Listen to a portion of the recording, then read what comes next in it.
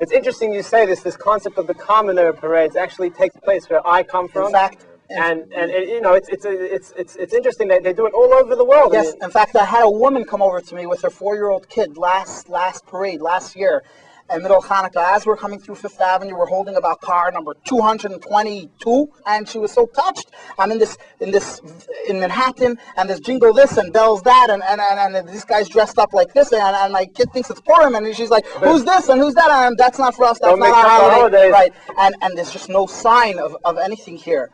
So we're so grateful and thankful. And that's all due thanks to the Lubavitcher Rebbe, who said that we have to go out there and reach every last person on the street. It is the holiday of spreading light, and it is important for all of us to spread the light. But who thought of every last person there on the street, or in Texas, or in Japan? It's all over the world. I mean, we're doing Chanukah menorahs. I mean, they put parades all over the world. There's one. We actually assist them. We assist all the parades throughout the world. So it starts from the headquarters. It starts from the headquarters. We send them the signs. We send them the menorahs. We tell them the know-how, how to do it, how to work with their government officials all over the place. So this amazing thing, which goes right around the world, also takes place, actually, believe it or not, where I come from, which is Sydney, Australia. And over there, that starts off from New York, and over there, the tanks and the cars run down the roads over there, and it's the most amazing sight to see. Rabbi Miller, please, we understand now this concept of the parade, but what are we trying to do over here? Spreading this light.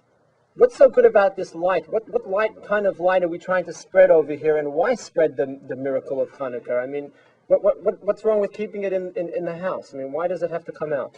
This light of Chanukah represents the light of purity, the light of Judaism, the light of holiness, which is something you would probably think needs to be kept in the synagogue.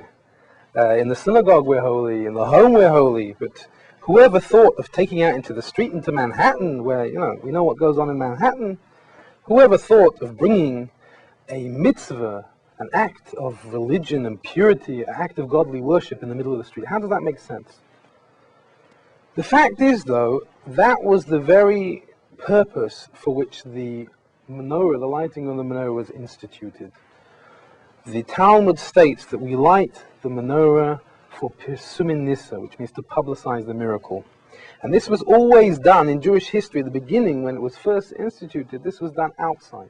So it started off that way. Started off that way. In fact, many in Jerusalem and places in Israel today, it's still done outside the door. That was the way it started off.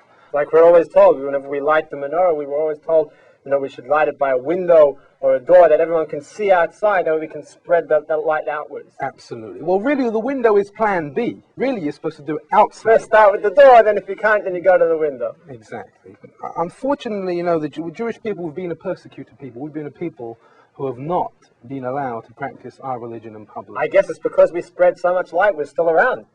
I mean, after all, isn't that the whole idea? Of course the light keeps us around, and whether we can spread light or not, we're always going to be around. The Jewish people, however much the nations try to extinguish the different cultures we live in, we persisted. We persisted with the menorah inside. But now we're living in a time of religious freedom. And so now there's no reason to keep it inside anymore. We're able to actually fulfill this custom, this mitzvah, in a way that it's supposed to be done.